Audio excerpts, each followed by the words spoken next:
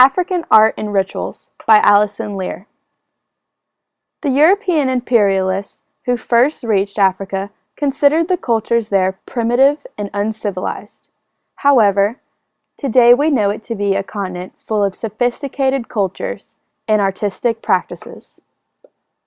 It is not, as some may believe, one vast uniform landmass, but rather a continent filled with a huge variety of cultural groups, each with their own unique art form. Early African art. Unfortunately, much of African art is in the medium of wood. Since wood decays so rapidly, we have likely lost a large majority of early African art. However, there still remains today evidence of what art early African American cultures produced. African art dates back to the Paleolithic era, where, like other prehistoric cultures around the world, Africans left tons of pictures on cave and rock walls. As early as 10,000 years ago, images were painted onto rock walls depicting both hunting and herding. This is the beginning of a rich history in art. The Knox Society of Western Sudan can be accredited with the first use of iron technology in 500 BCE. The Knock produced detailed terracotta sculptures of both humans and animals. This head, once part of a full figure, is a classic Knock sculpture. Archaeologists may never discover its original meaning. The Yoruba culture of present-day Nigeria is known for their lost wax technique. This technique was used to make sculptures, including this memorial head. Memorial heads were used to honor and remember past royal ancestors. These sculptures were passed down generations, so many remain today.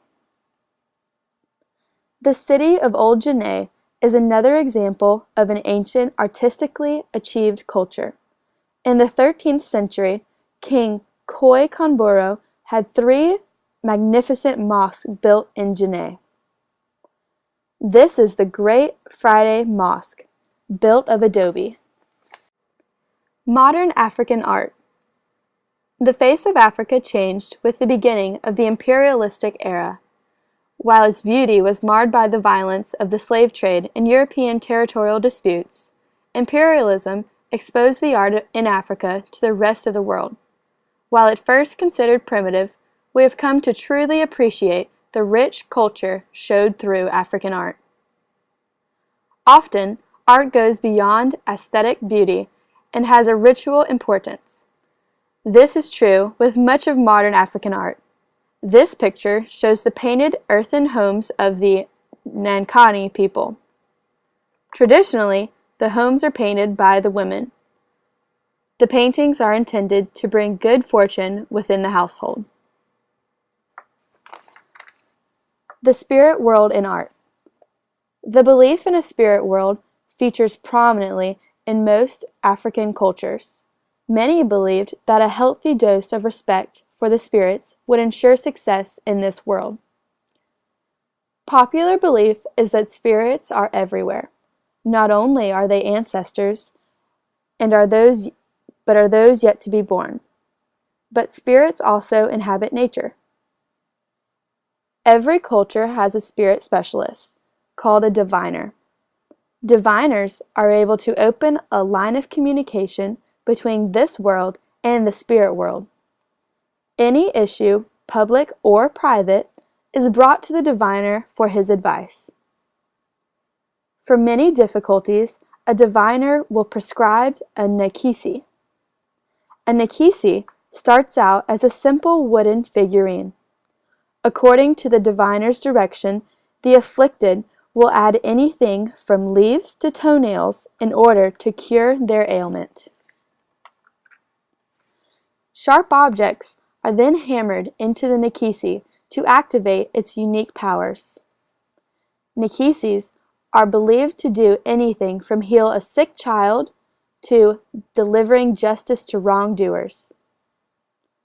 The Bale people believe that we may have a spouse in the spirit world that determines our success in the human world. If a man is having difficulty finding a wife, or a woman cannot bear children, the diviner will advise that they commission the building of a spirit spouse. This is a wooden male figurine for the troubled woman, and vice versa for the troubled man. These wooden figurines are made with the greatest care so that the spirit spouse is encouraged to inhabit them. The troubled individual keeps the spirit spouse in their room and showers it with attention. The spirit spouse is draped in lavish clothing, washed, fed, oiled, and caressed daily, all in the hopes that the spirit spouse will return balance to the troubled individual's life. Often, the faces of spirit spouses are extremely worn down, like the spirit spouse shown here. Features are slowly smoothed away from the constant washing, feeding, and patting required for the figure to take effect. The Yoruba people have an uncommonly high rate of twin births. The birth of twins is highly celebrated and thought to bring good fortune to the household. However, twins are more fragile than single-birth babies, and sadly, often one or both twins may die. In the event of a twin death, the diviner would advise the parents to have a wooden figure carved in an image of the twin for its spirit to inhabit. The mother and the other women of the village perform a ritualistic dance with the figure from the place of carving to the family's household. The mother is supposed to perform with joy as if the twin were alive. Once in the household, the twin figure is placed in a shrine in the mother's bedroom. At this point, the twin figure is treated very similarly to the spirit spouse. It is luxuriously clothed, washed, fed, and loved just like a living child. Again, like the spirit spouse, the twin figures undergo wear and tear from the years of honor and worship. Notice how the facial features wear down completely, to almost the point where they are worn away. The wood is also dyed blue from years of indigo dye applied to the hair. The spirit of a properly honored twin figure will look over the welfare of the living members of the household. Often, the twin figures are carved in the image that the adult twin would have looked like.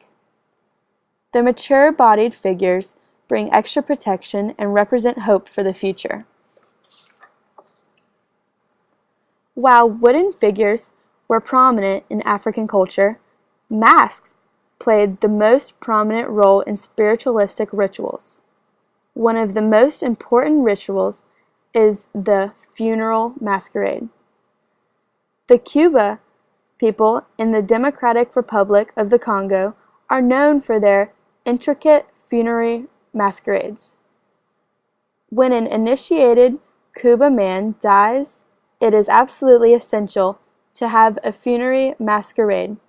This ritual is meant to please and honor the recently deceased spirit. This ensures that the spirit will not come back to haunt the community. The actual funerary mask is known as the Ngedi Mwash. It is carved from wood and then painted in a mesmerizing pattern. It is then adorned with a triangular hat and other varying decorations. Even though Ngedi Mwash literally means female mask, it is always worn by a man in woman's attire. This man leads the funerary masquerades to honor the deceased spirit of the initiate Cuba man by dancing in the middle of the funeral circle.